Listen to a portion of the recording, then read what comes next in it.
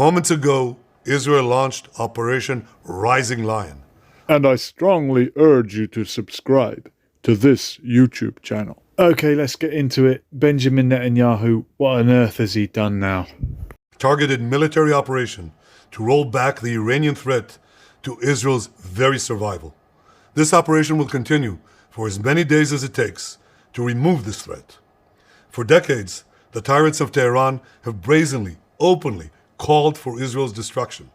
They've backed up their genocidal rhetoric with a program to develop nuclear weapons. Iran, Islamic Republic or otherwise, haven't invaded another country for over 200 years. Israel has launched wars on all its neighbours and currently occupies territories of two of its neighbours and the entirety of Palestine. In recent years, Iran has produced enough highly enriched uranium for 9 atom bombs. 9. In recent months, Iran has taken steps that it has never taken before, steps to weaponize this enriched uranium. And if not stopped, Iran could produce a nuclear weapon in a very short time. It could be a year, it could be within a few months, less than a year. Do Israel have nuclear weapons? Does anyone know? Can anyone tell me? How many does Israel have? No idea. No idea?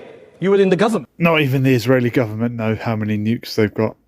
This is a clear and present danger to Israel's very survival. 80 years ago, the Jewish people were the victims of a Holocaust perpetrated by the Nazi regime. Today, the Jewish state refuses to be a victim of a nuclear Holocaust perpetrated by the Iranian regime. Is that sort of programming mentioning the Nazis and the Iranian regime in the same sentence? The Jewish people were victims of the Holocaust in Europe, not in the Middle East, not at the hands of a Middle Eastern regime. And the majority of Jewish people in Israel today are not from Europe, are not descended from the people that fled the Holocaust. They're actually Jews from the Middle East and North Africa. Now, as Prime Minister, I've made it clear time and again, Israel will never allow those who call for our annihilation to develop the means to achieve that goal. Tonight, Israel backs those words with action. We struck at the heart of Iran's nuclear enrichment program. We struck at the heart of Iran's nuclear weaponization program. We targeted Iran's main enrichment facility in Natanz. We targeted Iran's leading nuclear scientists working on the Iranian bomb. We also struck at the heart of Iran's ballistic missile program. Last year, Iran fired 300 ballistic missiles at Israel. Each of these missiles carries a ton of explosives and threatens the lives of hundreds of people. Soon, those missiles could carry a nuclear payload, threatening the lives not of hundreds, but of millions.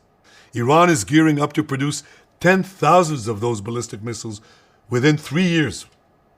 Now just imagine 10,000 tons of TNT. 10,000 tons of TNT. 10,000 tons of TNT. Easy for you to say. That's a pretty good tongue twister. Landing on a country the size of New Jersey. This is an intolerable threat. I always hear that comparison, New Jersey. I guess it shows you that they're addressing the American audience when they're speaking in English, because I've got no idea how big New Jersey is. And is that including the West Bank and East Jerusalem, which are not part of Israel, internationally recognized, they're occupied? Is it including Gaza? What are the borders of Israel? What is this New Jersey-sized country? Here's some other countries that are a similar size.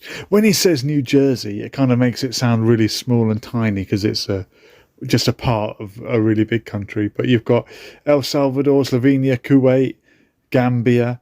Oh, look, even Rwanda. Rwanda is a similar size to Israel. Why doesn't he say that next time? To a Rwanda-sized country. Remember when the UK government were going to send illegal immigrants, refugees, to Rwanda? That would have been a good one. Refugees fleeing from Gaza could have arrived to the UK.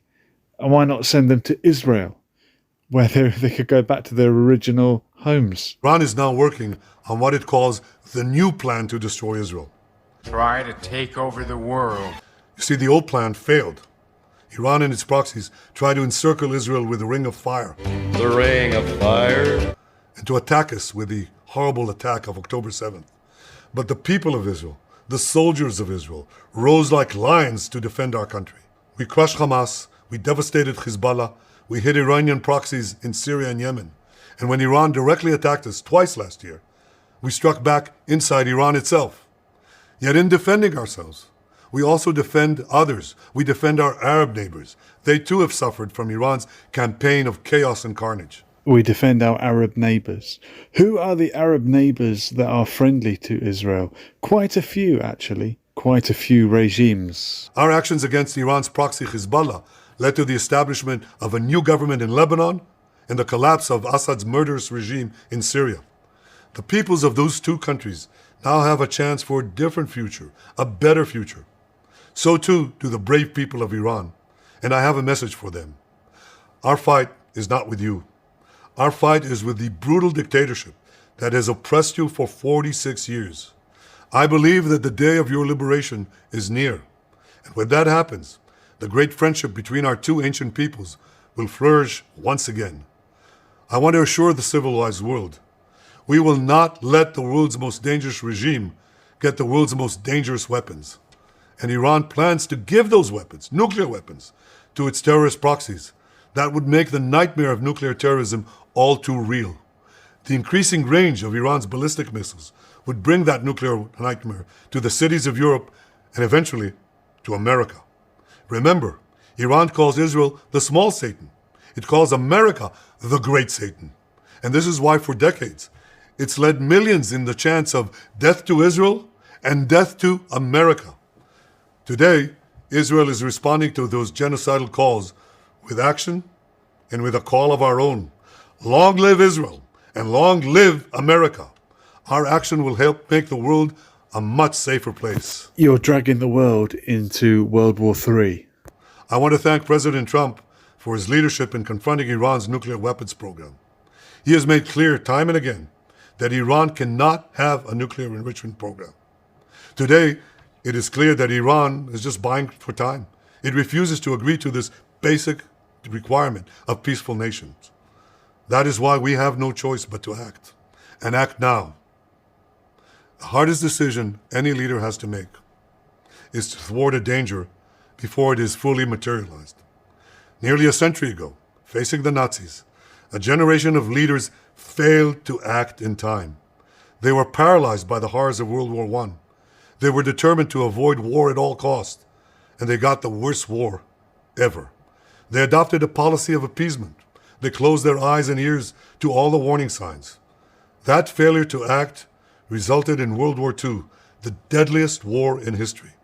It claimed the lives of 60 million, including 6 million Jews, a third of my people.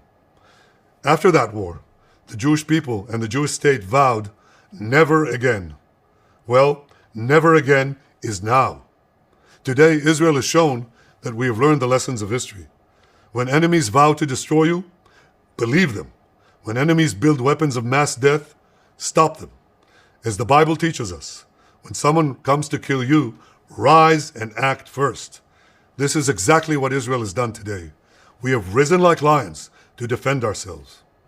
Over 3,000 years ago, Moses gave the people of Israel a message that has steeled their resolve ever since. Be strong and courageous, he said. Today, our strong and courageous soldiers and people stand together to defend ourselves against those who seek our destruction. And by defending ourselves, we defend many others, and we roll back a murderous tyranny. Generations from now, history will record that our generation stood its ground, acted in time, and secured our common future. May God bless Israel. May God bless the forces of civilization everywhere. There you have it. Civilization. If you don't support Israel, you're just a primitive heathen.